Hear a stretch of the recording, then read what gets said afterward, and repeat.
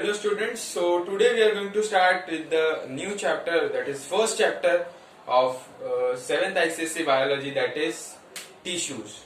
So what is tissue basically? Now this term tissue you might have heard somewhere in your earlier standards. Like see before turning on to the term tissue that we can see over here, we should first know what is cell. Okay, now cell is the smallest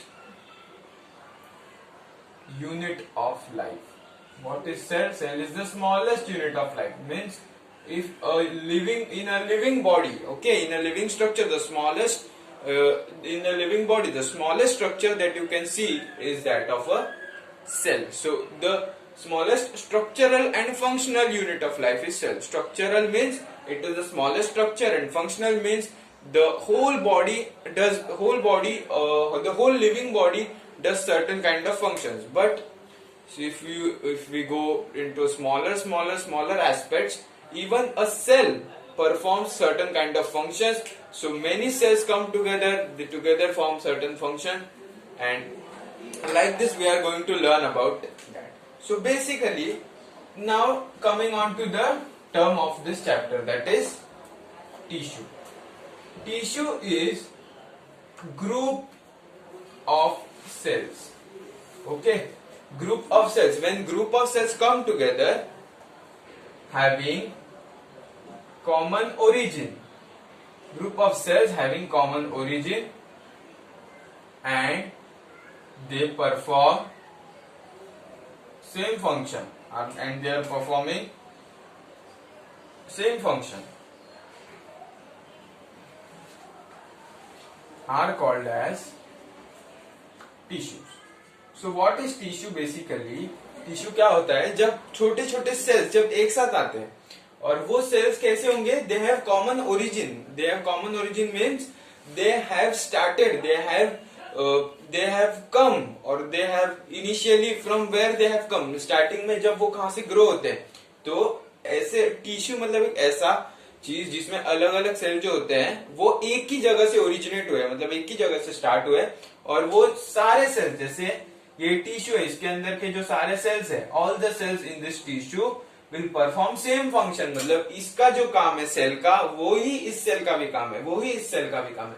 तो all the cells perform same function and they are from common origin, so this is called as tissue. So what is tissue? When group of cells having common origin and they performing the same function are called as tissue. Okay, so this was the definition of tissue. Now we are going to learn about plant tissue and animal tissue in this chapter.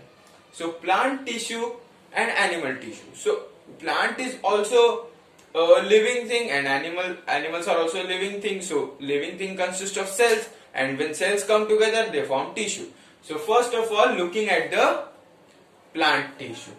Okay, plant tissue. Now plant tissue are of two types. Which one? Meristematic tissue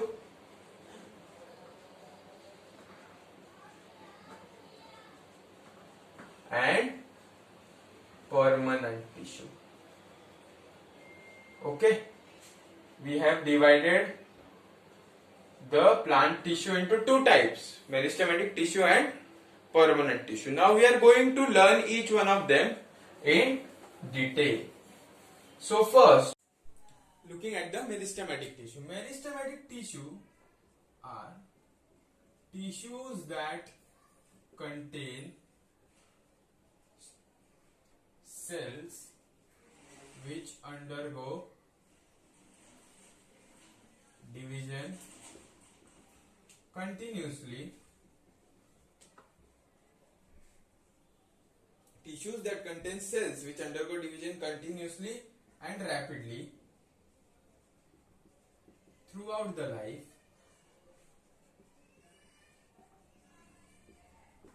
are called as meristematic tissue. Means the tissue there is a tissue, so it contains different kind of cells. So all these cells will continue to divide throughout the life. Means one cell will grow into another, it will divide and form two more cells, two will form four, four will form eight. So in this way, throughout the lifespan of the plant body, there are some tissues which divide continuously and continuously, and it leads to growth of the plant. उससे क्या होता है, plant का बहुत growth होता है. तो उसको, उस टिश्यू को हम लोग क्या कहते हैं, meristematic tissue. Okay, and we will see some characteristics now. Characteristics of meristematic tissue. Okay, first characteristic, the cells of the meristematic tissue are small and usually cubical. The cells are small and cubical. Small and cubical. In cubical means cuboidal shape, like this. Cube, sometimes cube shape. They are tightly packed with no intercellular spaces. With no intercellular spaces. Okay. Tightly packed with no intercellular spaces. Now what is this? See, this is the tissue. Consider this is the meristematic tissue. It contains different kinds of cells. So the cells are so densely packed or so tightly packed with one another, like this. So there is no intercellular space left. Intercellular. Inter means दो चीजों के बीच में, and cellular means cell. So दो cells के बीच में बिल्कुल भी जगह बचता नहीं है. इतना डेंसली, इतना जोर से पैक किया हुआ रहता है टिश्यू के. टिश्यू मतलब ग्रुप ऑफ सेल्स. जो मेरिस्टेमेटिक टिश्यू के अंदर जो ग्रुप ऑफ सेल्स रहते हैं वो इतना डेंसली और इतना टाइटली पैक रहता है कि दो या तीन सेल के बीच में बिल्कुल जगह बचता नहीं. That is with no intercellular spaces. Okay. Next characteristic that you can see is they have thin walls. Okay, the walls. See, the cell contains cell wall. So जो cell wall होता है उन cells का वो thin होता है काफी, मतलब बहुत पतला होता है. The next characteristic you can see is vacuoles are small और एब्सेंट. वैक्यूल्स मतलब क्या होता है, बेसिकली आपने अगर सेल पढ़ा होगा, सेल के अंदर, प्लांट सेल के अंदर एक बड़ा सा ऐसा एम्प्टी स्पेस होता है ना. प्लांट सेल के अंदर एक बड़ा सा एम्प्टी स्पेस होता है जिसके अंदर वाटर और वेस्ट मटेरियल होता है. प्लांट का वेस्ट मटेरियल एंड वाटर. तो प्लांट सेल का, एक सेल का जो वेस्ट मटेरियल है वो उस वैक्यूल में स्टोर किया जाता है. तो फिर जो मेरिस्टेमेटिक टिश्यू होता है, उनके जो सेल्स है, the cells of the meristematic tissue have vacuoles sometimes और sometimes they are absent. And what they are saying is the vacuoles are absent, और इफ दे आर प्रेजेंट, अगर प्रेजेंट हुआ तो बहुत छोटा होता है. जनरली वैक्यूल बहुत बड़ा होता है प्लांट बॉडी में. लेकिन अगर मेरिस्टेमेटिक टिश्यू की बात करें तो वैक्यूल कैसा दिखाई देता है, उसमें छोटा. क्यों छोटा? क्योंकि मेरिस्टेमेटिक टिश्यू में ज्यादा वेस्ट मटेरियल नहीं बनता. तो ज्यादा वेस्ट मटेरियल अगर नहीं बनेगा तो उसको वैक्यूल में स्टोर करने का जरूरत नहीं पड़ने वाला. ओके, तो these were the characteristics of the meristematic tissue. Now we are going to see the different types of meristematic tissue on their presence of position. Okay, on basis of position, types of meristematic tissue.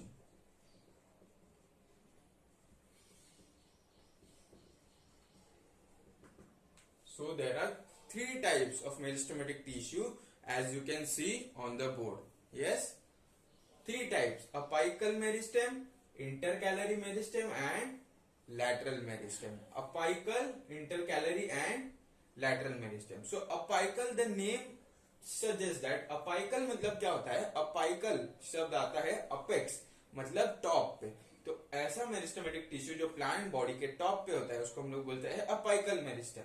और inter calorie meristem मतलब क्या कि inter calorie, inter मतलब दो चीजों के बीच में, और कैलरी मतलब यहाँ पर नोड्स की बात हो रही है। नोड्स क्या होता है मैं थोड़ी देर बाद बताऊंगा, लेकिन इंटर कैलरी मतलब दो नोड्स के बीच में जो मेरिस्टेम होता है उसको कहते हैं intercalary. And third is lateral meristem. Lateral मतलब साइड वाला पार्ट, बाजू वाला पार्ट। तो लैटरल मेरिस्टेम मीन्स ऐसा मेरिस्टेम जो प्लांट बॉडी के ऐसा ही, this is the plant body के इसके साइड वाले पार्ट में प्रेजेंट होगा ऐसे। तो this is called as lateral meristem. So seeing the meristems one by one, okay. First one apical meristem, okay. apical meristem. What is apical meristem? Present at apex of root or stem, है ना। जैसे ये plant body है, यहाँ पर उसके roots होते हैं, है ना, ये स्टेम है। तो स्टेम के एपेक्स पे मतलब ऊपर वाले पार्ट पे प्रेजेंट होगा, एंड रूट के एपेक्स पे मतलब ये जो रूट है, ऐसा रूट होता है, तो उसके अपेक्स पे मतलब यहाँ पे। तो मेरिस्टेमेटिक टिश्यू मतलब ऐसा टिश्यू जो हमेशा ग्रो करते रहेगा। तो यहाँ पर और यहाँ पर प्रेजेंट होने की वजह से ये यहाँ से ऐसा ग्रो करेगा, यहाँ से ऐसा ग्रो करेगा, तो प्लांट का साइज कैसा होगा, इंक्रीज हो जाएगा, है ना, पूरी तरह से इंक्रीज हो जाएगा। तो so it is responsible for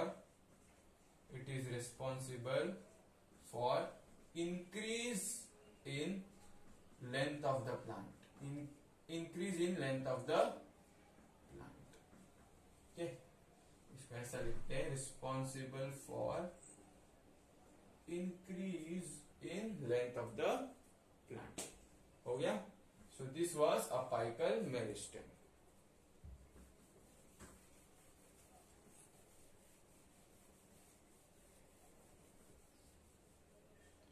Next which we are going to see is intercalary meristem, okay. See, intercalary meristem, the next meristem that we are going to see is intercalary. This is over here, you can see. So intercalary meristem is basically located at the nodes where the leaves are attached, and the region of internode where the cell division occurs for longer time. They are responsible for stem elongation or longitudinal growth. अब देखो, located at nodes. अब nodes क्या होता है? nodes एक ऐसा part of the plant है, जैसे ये प्लांट है, यहाँ से लीव्स निकल रहा है, यहाँ से ब्रांचेस निकल रही, जहां से ब्रांच निकलता है वो वाला पार्ट, जहां से लीव्स निकलता है वो वाला पार्ट, उसको हम लोग क्या कहते हैं, नोड्स। तो जहां पर नोड्स प्रेजेंट होता है वहां पर हमारा इंटरकैलरी मेरिस्टेम होता है। तो इससे क्या होगा कि and also you can say inter node, ये नोड है, ये नोड है, node and one is inter node. Inter node means, inter means दो चीजों के बीच में, and node means this structure. So inter node means दो नोड के बीच में। तो ये एक नोड है, ये एक नोड है, तो इन दोनों के बीच में ये जो इतना वाला पार्ट है उसको हम लोग क्या बोलते हैं, इंटर नोड। तो ये इतना वाला पार्ट जैसे जैसे बड़ा होगा, जैसे जैसे इंटर नोड का ग्रोथ होगा, वैसे वैसे ये देखो, ये वाला पॉइंट है, ये वाला पॉइंट है, ओके। यहां से यहां ये नोड है, ये नोड है, ये नोड है, ये नोड है, और इतना वाला पार्ट क्या है, इंटर नोड। अगर मैं बोलूं इंटर नोड बड़ा होते जाएगा धीरे धीरे, तो ये कुछ दिन बाद ऐसा दिखने लगेगा,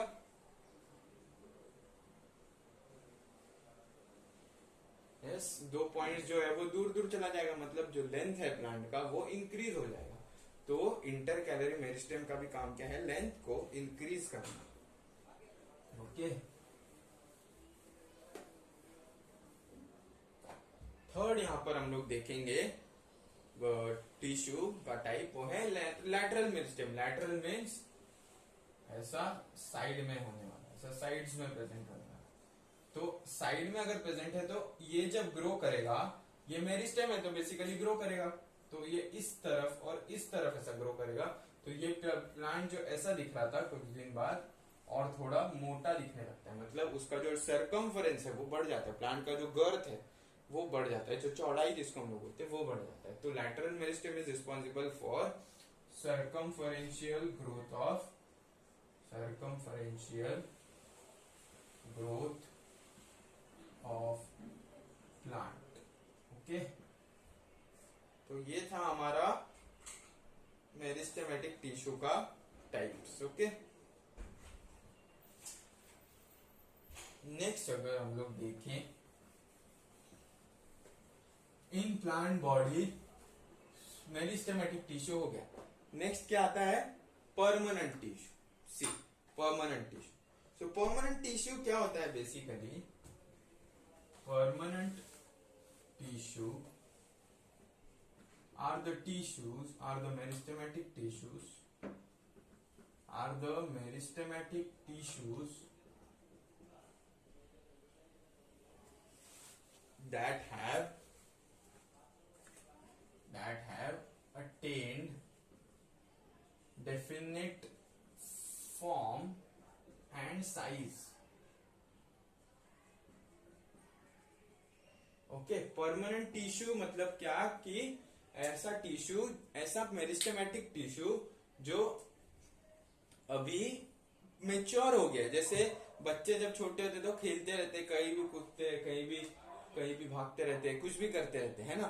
लेकिन जैसे जैसे बच्चे धीरे धीरे बड़े होते तो क्या होता है कि उनके ऊपर एक रिस्पॉन्सिबिलिटी आता है। तो रिस्पॉन्सिबिलिटी आने की वजह से उनको जो काम करना है लाइफ में, जो करियर बनाया है, उसकी तरफ वो चले जाते हैं और मस्ती वगैरह सब छोड़ देते हैं ना, वो सब नहीं करते जनरली। तो क्या होता है कि मेरिस्टेमेटिक टिश्यू एक ऐसा टिश्यू है जो हमेशा ग्रो करते रहेगा। वो बच्चे की तरह जो किधर भी जाता रहता है हमेशा ग्रो करते रहता है, पूरा टाइम मस्ती करते रहता है। मतलब क्या, पूरा ग्रो करेगा। वो मेच्योर नहीं है अभी, उसे पता नहीं है क्या करना है, रिस्पॉन्सिबिलिटी नहीं है, तो इसलिए ग्रो करते रहते हैं। लेकिन वही मेरिस्टेमेटिक टिश्यू जब मेच्योर हो जाएगा, जब उसे पता चल जाएगा कि when it is mature and it has attend the definite form and size, मतलब जो वो पर्टिकुलर फॉर्म और साइज का हो जाएगा, it is of particular, it has attained definite size and form and size, and it is mature enough to perform a certain kind of function that it has to do. So at that time, that meristematic tissue which has lost the ability to divide, मतलब ऐसा meristematic tissue जो हमेशा grow कर रहा था लेकिन अभी grow नहीं करेगा, वैसे का वैसे रहेगा, और पर्टिकुलर फंक्शन जो उसको करना है वो वही करेगा। तो उस मेरिस्टेमेटिक टिश्यू को हम लोग क्या बोलने लगेंगे? अभी उसका नाम बदल के क्या रख दिया है हमने नाम? Permanent tissue. Okay, sorry, permanent tissue. तो ऐसा मेरिस्टेमेटिक टिश्यू जो अभी डिवाइड नहीं करेगा, that is the meristematic tissue which has lost the ability to divide and that it will perform certain kind of function that has attained definite form and size, that is called as permanent tissue। So that was the definition of the permanent tissue। So depending on the type of cell, depending on type of cell, okay, cell के types के ऊपर permanent tissue को दो type में divide किया गया है।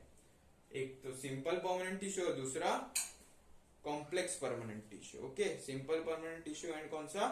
Complex permanent tissue. तो एक एक करके हम देखते हैं। तो स्टार्ट करें? स्टार्ट। तो सिंपल परमानेंट टिश्यू से स्टार्ट करते हैं। Simple permanent tissue, okay, simple permanent tissue को हमने दो पार्ट में डिवाइड किया है। एक तो प्रोटेक्टिव टिश्यू और एक सपोर्टिव टिश्यू।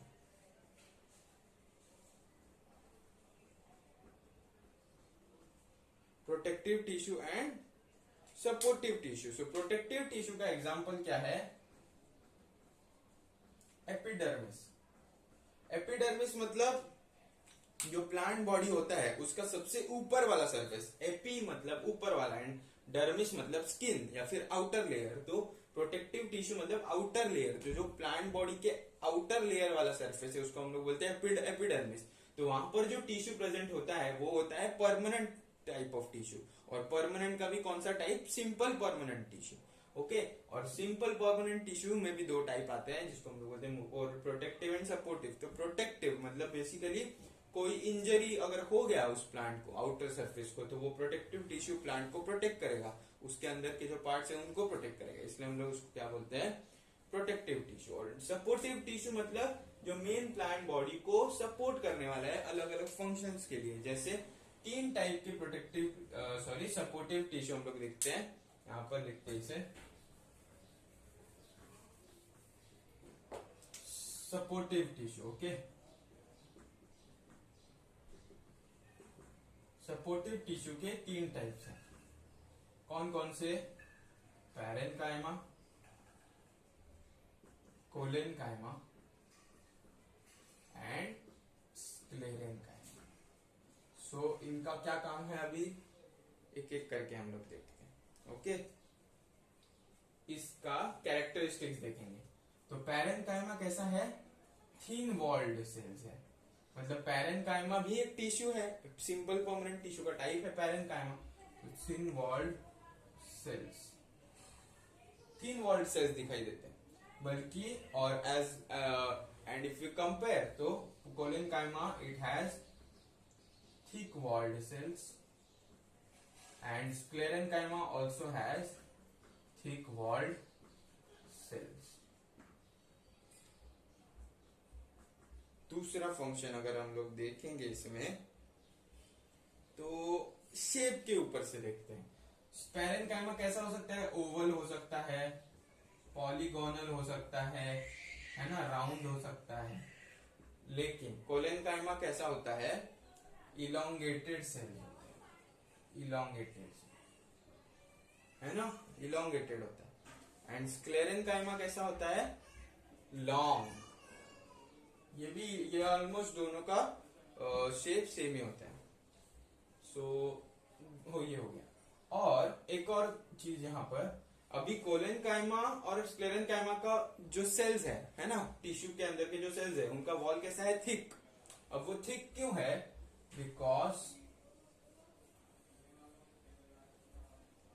बिकॉज उसके अंदर एक सब्सटेंस का डिपोजिशन होता है, मतलब एक केमिकल सब्सटेंस होता है, वो डिपॉजिट होता है। तो कोलेनकाइमा का वॉल थिक इस वजह से है क्योंकि उसके अंदर एक सब्सटेंस है जिसका नाम है pectin. This is very important, ये चीज आपको याद रखना है। एंड स्क्लेरेनकाइमा में एक सब्सटेंस का डिपोजिशन होता है जिसका नाम है लिग्निन। क्या नाम है? लिग्निन। लिग्निन, और इसमें होता है पेक्टिन। अब हम देखते हैं, तो तीनों के फंक्शंस देखने से पहले एक चीज देख लेते हैं कि ये हो गया यहां पर इतना। एक और चीज यहां पर देख लेते हैं। I will erase this. आपने लिख लिया होगा इसको। कुछ और चीजें यहां पर मैं लिखने जा रहा हूं इसके बारे में ही। पैरेनकाइमा की जो सेल्स है उसमें इंटरसेल्युलर स्पेसेस में और मे नॉट बी प्रेजेंट। मे और मे नॉट बी प्रेजेंट मतलब इंटरसेल्युलर स्पेसेस मतलब दो सेल्स के बीच में स्पेस हो भी सकता है, नहीं भी हो सकता है। इसमें नहीं होता है, इसमें भी नहीं होता है। ठीक है, अब इसका फंक्शन देखते हैं हम लोग। पैरेनकाइमा के जो टिश्यू है उसका फंक्शन क्या है? Food storage. क्या फंक्शन है? Food storage. ठीक है। एंड कोलेनकाइमा का क्या है? To provide support to young parts of the plant. Young parts of the plant like petiole. अब पीटियोल क्या होता है? पीटियोल देखो, ये होता है लीफ, है ना। ये जो लीफ का जो ये स्टॉक लाइक स्ट्रक्चर जो डंडी जैसे दिख रहा है उसको हम लोग बोलते हैं petiole. So that is called as PTIOLE, petiole. This is O। And sclerenchyma का अगर फंक्शन देखे तो provide strength to the plant, strength and rigidity. Strength and rigidity मतलब कोई भी प्लांट के पार्ट के अंदर स्क्लेरेनकाइमा टिश्यू होगा तो वहां से उस पार्ट ऑफ द प्लांट को अगर हम तोड़ना चाहेंगे तो टूटेगा नहीं जल्दी से। क्यों? क्योंकि वहां पर स्क्लेरेनकाइमेटस टिश्यू है, वो क्या करेगा? स्ट्रेंथ प्रोवाइड करेगा। रिजिडिटी, कोई चीज रिजिड है मतलब क्या है? फ्लेक्सिबल नहीं है। जैसे ये मार्कर है ना, मार्कर को मैं ऐसे मरोड़ना चाहूं, ये तो इसका ढक्कन निकल गया, इसको मैं ऐसे मरोड़ना चाहूं तो मरोड़ेगा क्या? नहीं। लेकिन यही अगर मैं इरेजर को ऐसे हम लोग ऐसा स्ट्रेच करेंगे तो स्ट्रेच हो जाएगा। तो इरेजर फ्लेक्सिबल है लेकिन मार्कर कैसा है? रिजिड है। वैसे ही स्क्लेरेनकाइमा टिश्यू होने के कारण जो प्लांट है वो कैसा हो जाता है? रिजिड। इसका मतलब क्या है कि उसको फ्लेक्सिबल नहीं है बिल्कुल। उसको खींचना चाहेंगे, तोड़ना चाहेंगे तो जल्दी टूटेगा नहीं। It will not break down very easily because it is very rigid and it provide strength to the plant body.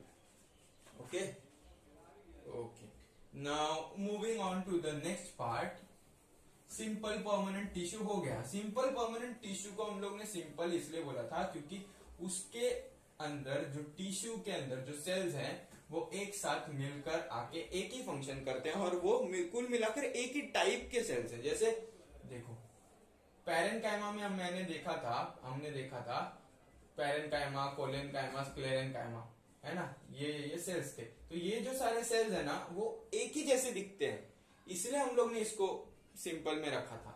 लेकिन कॉम्प्लेक्स परमानेंट टिश्यू में क्या होगा? अगर ये टिश्यू है और इसकी ये अलग अलग सेल्स हैं तो भले ही ये फंक्शन सब सेम करे लेकिन जो इंडिविजुअल सेल्स है वो आपस में सेम नहीं होंगे, इसलिए हम लोग ने इसको क्या बोला है? Permanent tissue, sorry complex permanent tissue. So complex permanent tissue, यहां पर हम देख सकते हैं कॉम्प्लेक्स परमानेंट टिश्यू के दो टाइप होते हैं। क्या? Xylem and phloem. Okay, xylem and phloem. तो बहुत ही सिंपल चीज है, जाइलम एंड फ्लोएम। तो जाइलम का फंक्शन क्या होता है? जाइलम यहां पर हम लिख देते हैं, जाइलम क्या है? Responsible for water and mineral transport and phloem का फंक्शन क्या है? Transporting food materials to different parts of plant body. See, plants water absorb करते हैं रूट से, लेकिन रूट्स ने वाटर अब्सॉर्ब किया तो फिर पूरे प्लांट बॉडी को वाटर की जरूरत है, तो उसको ट्रांसपोर्ट करने के लिए कोई मीडियम चाहिए। जैसे इंसानों में मीडियम होता है आर्टरीज, वेन्स, कैपिलरीज, है ना। जैसे ब्लड के थ्रू चीजें एक जगह से दूसरी जगह पर जाती है in humans because of blood. So blood also flows through tubes like structure called arteries, veins and capillaries which transport the substances from one part of the body to another. Similarly, plants में कैसा होता है? Plant में water transport करने के लिए from roots to different parts in the upper parts of the plant there are structures called as xylem. Okay, xylem. तो xylem क्या करता है? Responsible for water and mineral transport. जो भी वाटर और मिनरल अब्सॉर्ब होगा उसको ट्रांसपोर्ट कौन करने वाला है? जाइलम। ओके, एंड फ्लोएम जो है उसका फंक्शन क्या है? उसका फंक्शन ये है कि वो फूड मटेरियल जो लीव्स में फोटोसिंथेसिस से फूड मटेरियल जो बनता है उसको ट्रांसपोर्ट करने का काम कौन करेगा? फ्लोएम करेगा। एंड एक और चीज अगर लिखे हम लोग तो जाइलम ये एक टिश्यू है तो उसके अंदर के जो सेल्स है वो कैसे होते हैं? डेड। एंड फ्लोएम के जो अंदर के जो सेल्स है वो कैसे होते हैं? लिविंग। अब ये डेड और लिविंग का क्या कॉन्सेप्ट है वो हम आगे आने वाले चैप्टर्स में पढ़ेंगे। अभी के लिए आपको बस इसको याद रखना है, ठीक है। और जाइलम और फ्लोएम दोनों को हम लोग मिला के क्या कहते हैं? Vascular bundle. Vascular bundle, bundle इसलिए क्योंकि बंडल फॉर्म में वो अरेंज रहते हैं प्लांट के अंदर। अगर आप देखोगे माइक्रोस्कोप के अंदर तो दिखेगा। और वैस्क्यूलर इसके लिए क्योंकि वैस्क्यूलर शब्द, the word vascular has been derived from the word vessels. Okay, vessels are tube like structures. So in humans में भी वैसे ह्यूमन का जो ब्लड सिस्टम है उसको हम लोग बोलते हैं वैस्कुलर सिस्टम क्योंकि उसमें वेसल्स होते हैं। जैसे वेसल्स मतलब आर्टरीज और वेन्स, तो जिसके अंदर से ट्यूब लाइक स्ट्रक्चर्स जिसके अंदर से ब्लड जाता है। तो सिमिलरली जाइलम और फ्लोएम को वैस्कुलर बंडल बोलते हैं, मतलब वेसल्स जिसके अंदर से फूड और water and food material move होता है या फिर पास होता है. ठीक है, तो this was about the plant tissue and we will study about the animal tissue in the next video or the next part of this chapter in the upcoming video that will be posted shortly. So इस video को देखिए, अच्छे से notes बनाइए और अपनी text book को पढ़िए. Thank you.